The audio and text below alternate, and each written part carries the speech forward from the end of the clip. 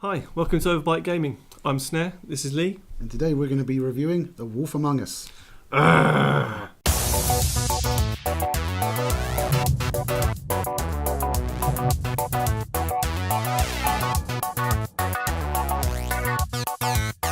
So The Wolf Among Us is another game from Telltale, who are a company that have been producing some very, very good games recently, and I absolutely adore them. Absolutely. With their Walking Dead seasons 1 and 2, even going back as far as Jurassic Park and Back to the Future, they've shown a real talent for telling involving and creative stories. Yeah, and they've also been evolving. Certainly the quality of the games has gone up and up and up. So this game, following very shortly after The Walking Dead, I believe. Yeah, it was the next project. It's focused on a comic book series called Fable, or Fables. Fables, yep. Based in kind of a secret society, I suppose, of... Yeah, it's basically, you have all the fairy tale creatures are now living in the real world. In a place called Fabletown. Yeah. And there's been, not to give too much of the story away, because that is their strong point of the actual game, so, I mean, off the bat, I'd strongly recommend playing this game. But in terms of the story, it is some kind of gruesome things happen, and you play a character called Bigby, who is ultimately a wolf. He is the big bad wolf. He is the big bad wolf, and he is the sheriff of Fabletown. So he is responsible for keeping law and order and making sure that characters are kept in kind of behind closed doors. So the characters themselves can get a thing called glimmer to make sure that they... Glamour, sorry. It's been a little while since I've played the game, I must admit that. But using something called glamour to... make sure they look and appear human if they don't already have a human exterior. And so it's your job to go around and sort it out. But the story will drive you along very nicely in some nice twists. Yeah, the story line works really well. It continues to drive you along. There's a twist at the end of the first episode which took me by surprise. And I thought, I didn't expect them to do that. And then it was a big fake out in the second one, but you never even sort of gave that a second thought. You just thought it had happened. Yeah. I mean, it's one of the things I actually don't like too much about the way that they do their games. For me, I came to Wolf Among Us quite late, so I could play all 5 episodes at once. And they have had some issues in the past with producing the episodes in a decent amount of frequency. Oh, absolutely, yeah. So you'll play the first one, you get absolutely hooked, and then you have to wait ages for 2, 3, 4, 5. Because I came to it quite late, I played on the PS4 when all of the episodes were available, bought the season pass immediately, and therefore I could play all 5 episodes back to back, and it felt nice because I could just carry on. But if you are waiting like we are at the moment with the Game of Thrones, which is another one that they're doing, which is brilliant. If you like Game of Thrones or you like Telltale Games, you will like that. But back to the review. The Wolf Among Us, having episodic content is not really something I'm a big fan of.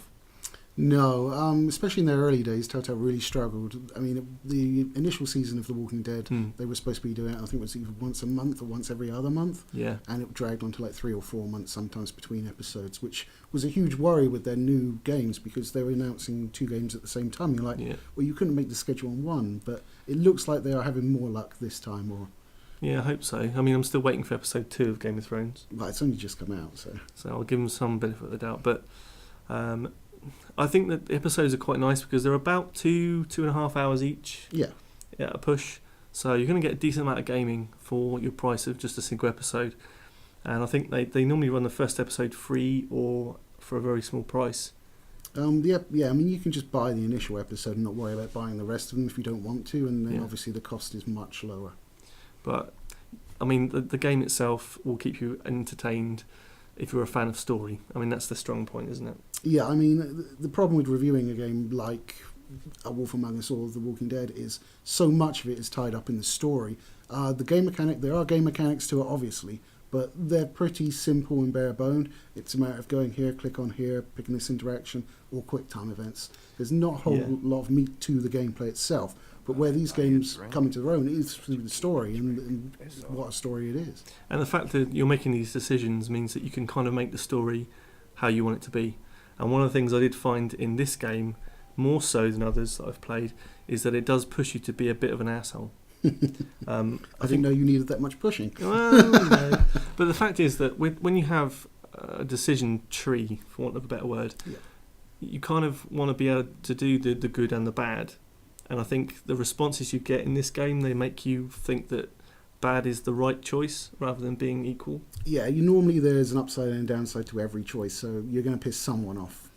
Yeah, which is kind of how it makes it grey and ambiguous. Yeah. But it's a fantastic mechanic that Walking Dead showed the world how to do it properly. Even back in the days with Mass Effect 3 or the Mass Effect trilogy, it was very clear of good, bad. Infamous is another series that did the same thing. Which Bioshock. It was all kind of good and bad, and there was almost nothing in between. To get anywhere, you had to be absolute on, very binary nature of choosing good and bad. But with Walking Dead and Wolf Among Us, you've got a system where you can go in between, and at the end of every episode, you get to see those choices that you've made against everyone else that's played the game. So you can see if you're in the minority of letting someone live or letting someone do something or doing something yourself, and how many people as a percentage has done that. And that's always nice to see. I always like that. Yeah, what it does do is it does make you realise you live in a world full of assholes. True, very true. I really like the fact that most of my choices when I played through were in a minority. Because it means it does push you to do a bit of replay. Yeah, I mean, one thing that Telltale have been criticised about is the replay value of their games. Because when you play it through the first time, it really seems like your choices matter. But when you go back through, you realise that you're going to hit point A, B and C. Regardless, it's just how you get there. True, but I mean that's the magical part of it. It's the illusion of free choice, isn't it? Yeah, but it only stands not up. To get too deep here. No, but it only stands up during the first play. Yeah, I think as with any game, the first playthrough is always the one you have the big experience. You're taking everything in. You're really absorbing everything. You want to do everything, and I think having a second playthrough is almost like you want to get to the particular bits that have changed your choices, whether it be good and bad. And I think that I always want to replay, but it has to be a decent enough time in between. I can't just finish it and then start again. That feels wrong. No, I mean, for instance, Mass Effect 2, I finished it and started it again immediately. Yeah, but I mean, that game is much bigger. It's much bigger, and there's more to it as well from a gameplay perspective. So you have fun with the gameplay as well as the story on Mass Effect 2, especially Mass Effect 2 out of that series. Yeah, and the Telltale Games, they're not really anything but choices and story, clicking. Yeah. Let's talk about a few other things I like to mention, one of which is the soundtrack. Yes. I think Telltale have really got into the mindset of using a decent soundtrack for all of their games, really. Really fitting soundtracks and scores. Yeah. If you're not into kind of moody electronica type sounds, then Wolf Among Us has got some great tunes in it. Yeah, the intro reminded me very strongly of things like Michael Mann movies from the 80s and to some extent Drive. Yeah, I could see that. I could definitely get a hint or a feel of that kind of bleak landscape that it didn't really have in the game, but the sound was quite a solitary feel to it. Yeah, I mean, very sort of Blade Runner-y. The intro to each episode is Bigby basically walking down a street crowded with people, but you can't see any details on the people. It's just Bigby walking alone and sort of amongst all these silhouettes to this really good music track. Yeah, and Bigby is a badass, isn't he? Yeah, he's probably the coolest character ever. I want to be him. I would like to be able to change into a wolf now and again. I just want his hair. I mean, he's definitely got. They've managed to make his character look like a wolf without being a wolf. Yeah, he's got that classic kind of swept back hair and grizzly kind of stubble and sort of a lupine brow. Yeah. It's very well done. And I have to say, all of the characters in the game are those that you can relate to. And if you don't know who you're actually speaking about, they do a good thing with the codex, don't they? Yeah. Basically, you have text entries for each character that provide more backstory. You don't need to read them to play the game. It's not essential that you understand them, but you tend to like the characters, and so you want to kind of find out more about them in this game world, and it does provide for that without you having to go out and buy the comic books. I mean, even not to give any spoilers, but the kind of end piece with the bad villain ending, kind of how it wraps it all up. The character himself looks like a villain to me. Yeah, it's good. Yeah, he looks like an Englishman. Why do we always get portrayed as baddies? Because we're evil, all of us. Why don't you have a seat, Sheriff? Maybe you. Yeah. I'm just an asshole, apparently. You're an asshole, I'm evil. Does that make you my minion? I suppose it does. I'm not a minion. Shut your cake hole. But I thought the villain was really, really good. I thought it was a much nice, kind of a refreshing view on, instead of having this kind of totally ambiguous situation. I mean, the villain himself looks bad, but you kind of have things that you can get behind in what he's saying. I think you agree with that. Yes, absolutely. He's not one note. He's not like, I'm going to take over the world and kill lots of people. A lot of his actions, although they're bad acts, he does for perhaps the right reasons. Yeah, it's kind of like, it reminded me of The Watchmen. Yeah, blowing up. Yeah. Spoilers! Damn, if you haven't seen or read Watchmen, then it's your own fault, really. Yeah, to be fair, you should. What are you doing with your life? Seriously. Mm-hmm. But is there anything else you wanted to mention about the game itself? And Well, the graphical style. There's a lot of neon in the game and a lot of dark areas as well, which contrast really nicely. It gives the game a very distinctive look. Yeah, I mean, despite the cartoony kind of style that's very, very similar to Walking Dead, I think whereas Walking Dead was very brown and apocalyptic, I think this is bright purple and pinks, and yeah, it's got a totally different colour structure, but it really does set the scene of the game, and it sets the kind of tone of what you're trying to portray from Telltale. Yeah, I mean, the contrast between the light and the dark is probably representative of the contrast between the Fae and the humans that they're amongst. Mm. Yeah, no, it's good. That's a bit deep. Yeah. Well, we like to get a bit deep now and again. I'm impressed with myself. Would you like a Chufty badge or a medal or something? Just kind of on the lapel then? Throne, perhaps. Yeah. Let's get back to business. So, in terms of playability, you're going to get, I'd say, 10 to 12 hours worth of gameplay. Yeah. Of the 5 episodes, plus any replay value. I think the last time I checked, it was about £15 on PSN. I don't know what it's like on Steam. I can't remember the prices. It's probably a similar price, unless you pick up in a Steam sale. Really? Which you don't get on PlayStation. Listen, Sony, can you please do some kind of decent sales rather than the £1 off, or making me spend £60 on a game? Completely off at a tangent, but I don't like it and you have to stop. Yeah, PSN does not price well. No. Anyway, I would strongly recommend buying this game. If you're a fan of any of the Telltale series, it's worth having. The quality that I've seen increase over time means that I'm more likely to get myself involved with the Borderlands prequel. Tales from the Borderlands. That's right. Yeah. I've just started, as I said, Game of Thrones, and I'm going to be continuing now. I've already bought the season pass. This is a company for me that I will buy any output from them, any game they actually release. And they're getting the kind of recognition to be able to do series and franchises like Game of Thrones, Walking Dead, and they're doing them well. Yeah, I mean, they can only go from strength to strength. The only thing I would say they need to do is they need to start looking at the game engine itself, because it doesn't look like it's been upgraded almost in their lifetime. They just apply different filters to make it look slightly different. They really need to have a look at their graphics engine and step it up a bit, I think. Maybe. I think the games themselves don't necessarily need to have that graphical fidelity. No, the games are all hung on the storyline and the characters, but it's nice to have a cake and have the icing on it as well. Yeah, but I don't care what the icing looks like as long as it tastes good. In your face. Does that analogy even work? Comment down below if that works. I want to know. I think, okay, the graphical engine could be upgraded, but I think the speed at which they're trying to produce these games may be a reason that they haven't. It's because, I mean, they've obviously had trouble with some of the scheduling.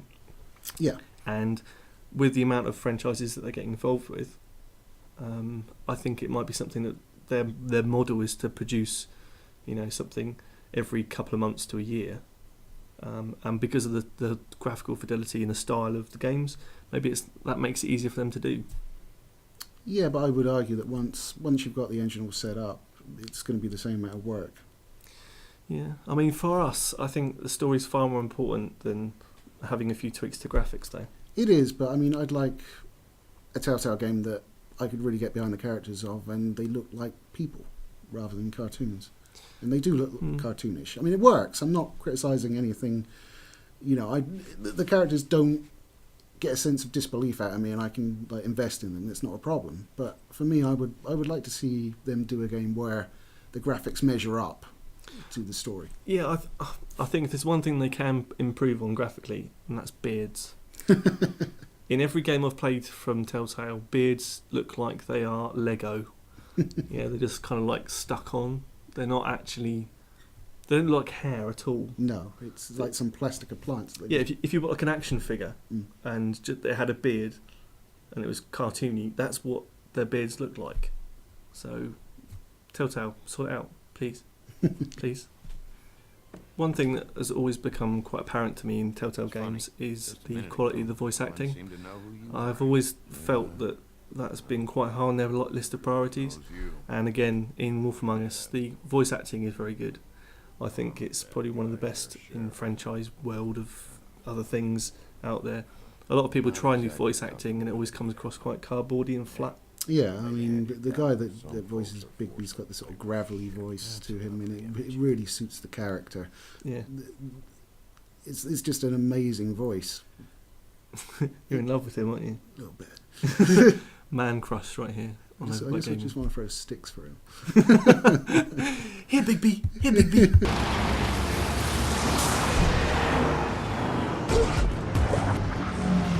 I really liked the voice style of Bigby. I also liked the voice style of Toad, who is another character in it. Yeah, he talks like an Eastender with a lot of swearing to him. So.